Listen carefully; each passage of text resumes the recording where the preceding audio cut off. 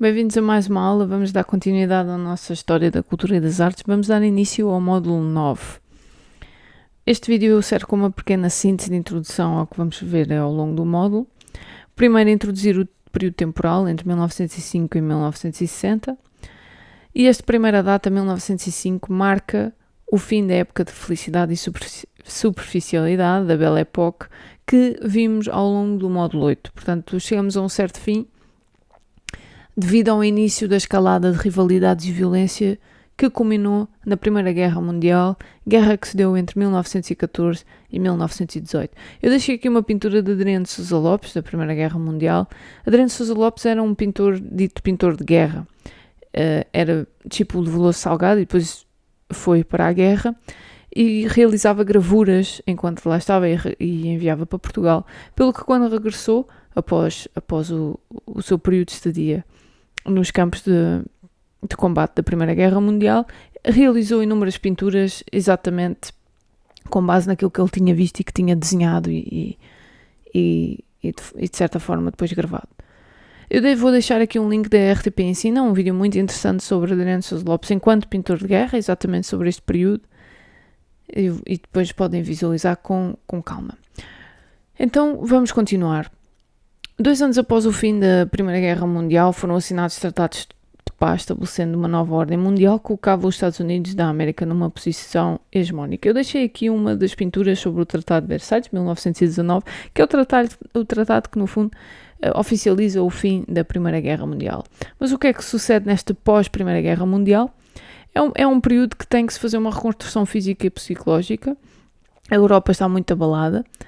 Existe muita inflação e desemprego e, como consequência disto, agitação social, movimentos de operário e partidos políticos de esquerda, como, por exemplo, o Raio Vermelho, que é um cartaz revolucionário que depois vai dar origem aos movimentos soviéticos que vamos depois encontrar, efetivamente, no período da Segunda Guerra Mundial. As democracias ocidentais como a Europa contraíram empréstimos dos Estados Unidos, apesar deste país, os Estados Unidos, não terem estado no campo de batalha, eles abasteceram outros países. E de certa forma, como a Europa estava enfraquecida no período de guerra, a América substituiu a Europa em muitos outros continentes, portanto, o abastecimento e produção de outros materiais. E de certa forma, houve um grande crescimento americano neste período e surgiu um certo slogan, que é American Way of Life, que eu deixei aqui, curiosamente, uma imagem de fila, portanto, das filas da sopa dos desempregados durante a crise de 1929, portanto, não durou muito esta questão, que foi exatamente o ano do crash da Bolsa de Nova Iorque, que provocou uma grande depressão. Havia um grande descontentamento social e político, claro, decorrente do desemprego que também surgiu após o crash, e o debate político e ideológico intensificou-se e, portanto, não só nos Estados Unidos havia de facto uma grande crise económica e daí o desemprego, mas na Europa havia muito mais do que isso. Havia debate político e ideológico e os nacionalismos exagerados colocaram em marcha políticas de ofensiva, que são então as que depois vão culminar, por exemplo, na Guerra Civil Espanhola, que deu-se entre 1936 e 39, e a Segunda Guerra Mundial, a mais recente Guerra Mundial, 1939 e 45, e eu deixei aqui Guernica de Pablo Picasso, 1937, período cidade que foi bombardeada durante a Guerra Civil Espanhola. No pós-Segunda Guerra Mundial, temos um período outra vez de guerra, e no fim vamos relembrar um bocadinho a guerra a propósito da penicilina, mas já lá vamos. Temos uma pós-guerra mundial, é um recomeço com as Nações Unidas, em 1945, deixei aqui a bandeira e uma das imagens dos líderes, dos primeiros líderes que ocuparam as Nações Unidas.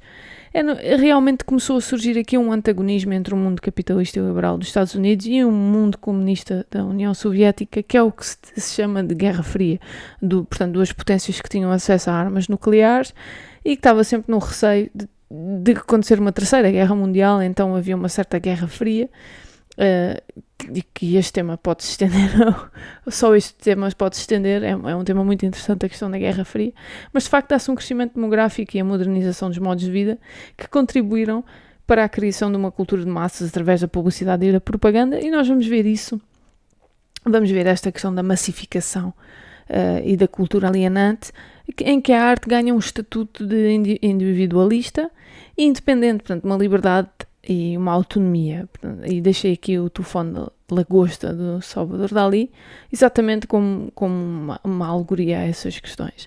A arte vai então questionar sobre o seu papel no contexto social e nas suas relações com o público. Até antes não havia muito estas questões ao longo dos módulos que temos vindo a ver. Agora é que vamos efetivamente questionar, mas para que é que serve a arte? Qual é o papel dela na sociedade, etc, etc. E portanto é durante este módulo. Os artistas também vão pôr em causa a própria essência da arte e nós vamos ver isso principalmente com o dadaísmo. Da Europa para a América é um dos temas também que o vosso manual aborda e que que o programa aborda, que é interessante, que de facto até à Primeira Guerra Mundial a Europa era o centro do mundo, digamos assim, dos acontecimentos, pelo menos do ocidental, do que nós dizemos do ocidental. E durante a Segunda Guerra Mundial, portanto com a Primeira Guerra Mundial há uma diminuição dessa hegemonia europeia e durante a Segunda Guerra Mundial temos muita imigração para os Estados Unidos e algumas das fotografias que já começámos a ver de imigrantes italianos, por exemplo, para os Estados Unidos e não só, porque por exemplo a Escola Bauhaus, que é um dos temas que nós vamos ver durante este módulo, muitos arquitetos e designers levaram os seus ensinamentos para os Estados Unidos e, portanto, levamos daqui os conhecimentos porque não há estabilidade para as pessoas estarem a viver aqui, é guerra, bombardeamentos, fome. Portanto, não dá, as pessoas procuram o melhor e levam consigo os seus conhecimentos, não é?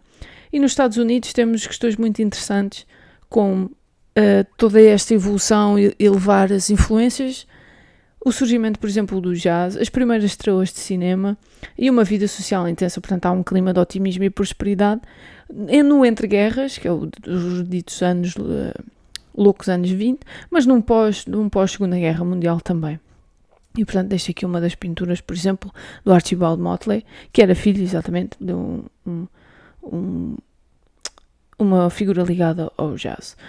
O cinema é muito interessante, e eu começo aqui com uma frase de Marot: o cinema não é senão o aspecto mais evoluído do realismo plástico que começa no Renascimento, relembrando as questões da fotografia com a caixa escura. E depois a fixação da fotografia, e depois o cinema quer colocar essas imagens em movimento, portanto, conseguir projetá-las, não é? Captação e projeção de imagens em movimento que só os irmãos Lumière começam a fazer. E, portanto, dos primeiros vídeos que nós temos, efetivamente, disto, estas imagens mais lentas, mas que depois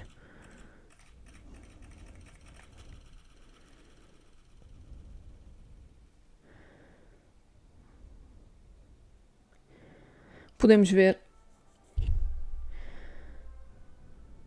então a saída dos operários de uma fábrica, de 1895. Temos vários vídeos dos irmãos Lumière que começam então a retratar esta vida social.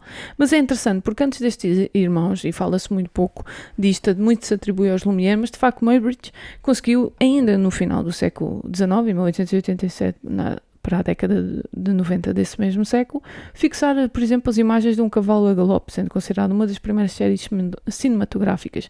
É um vídeo curto, mas interessante. O Muybridge tem várias sequências destas fotografias que ele depois, individualmente, vai tentar transpor para um vídeo, portanto, uma passagem dessas imagens. E este cavalo a galope, por exemplo, é um desses exemplos. Isto também só foi possível quando a fotografia começou a ter tempos de fixação da imagem mais curtos. Portanto, antes, quando era preciso minutos, até existiam peças de fixação para as pessoas colocarem e ficarem direitas durante imenso tempo, não é? Para se conseguir tirar a fotografia. Ao diminuir-se esse tempo, também se consegue isto, porque se fosse realizada esta fotografia com as primeiras técnicas, não era possível, ficava tudo borrado, não é? Não tínhamos propriamente uma forma. Portanto, só com essa evolução da fotografia é que foi possível chegarmos ao cinema também, não é? O cinema era mudo e começou com pequenos episódios da vida cotidiana, como também já tivemos a ver, por exemplo, os irmãos Lumière, de formas realistas que usavam como protagonistas operários de gente comum, e rapidamente passou para a ficção. Uma dessas primeiras ficções que começaram a passar é A Viagem à Lua de Méliès, que é inspirado na obra de Jules Verne. Eu vou passar aqui um pouquinho à frente. Este já tem música por cima, portanto também podemos... Que é Da Terra à Lua, a obra de Jules Verne. Muito interessante, recomendo a leitura. Portanto, aqui está, eles vão disparar agora os nossos astronautas. Vão disparar aqui o nosso a ideia do homem chegar à Lua, e só vamos ver isso no próximo módulo, de facto, a chegada, mas era pensada como algo que se disparava, uma arma que se disparava, e um foguetão que ia, então, à Lua. Não se sabia o que era a Lua. Jules Verne retrata, sem dar grandes spoilers, mas como se fosse habitada, e como se... aqui está, eles chegaram e, portanto, ficaram espetados na Lua, e, portanto, depois há toda uma exploração dos cenários da Lua. Aqui estão eles a chegar. Até bastante pequena, tenho a dizer que esta interpretação dos Méliès do dito foguetão, não é? Da bala em que os astronautas, é bastante pequena para aquilo que Jules Verne retrata. E depois havia uma certa série de habitantes, cá estão eles na Lua. Portanto, recomendo, é um vídeo curto, é interessante e resume um bocadinho a obra então da Terra à Lua de Jules Verne. Uma figura interessante que surge também é Charlie Chaplin. O nome original é Charles, o nome dele, mas depois um produtor recomendou alterar para Charlie, e a sua obra ficou como Charlot, que foi produzida entre 14 e 34 do século XX. Charlie Chaplin tem uma posição muito interessante em relação ao cinema, porque realiza crítica social, também tem música a acompanhar os seus filmes.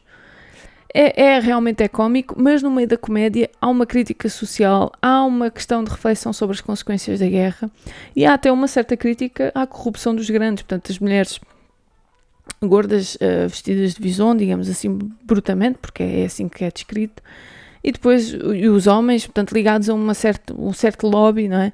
Social e político, ditos da corrupção já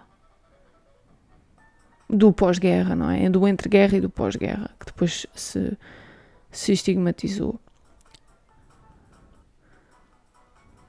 É incrível como Charlie Chaplin realmente foi aceito, não é? E conseguia passar os seus filmes, tendo em conta que esse estigma que ele tentava retratar era subtil, não é? E através da comédia ele conseguia ir passando a mensagem que queria explorar. Um penúltimo tema que vos trago aqui é o homem psicanalizado, ligado à figura de Freud, portanto, psicanálise, Freud.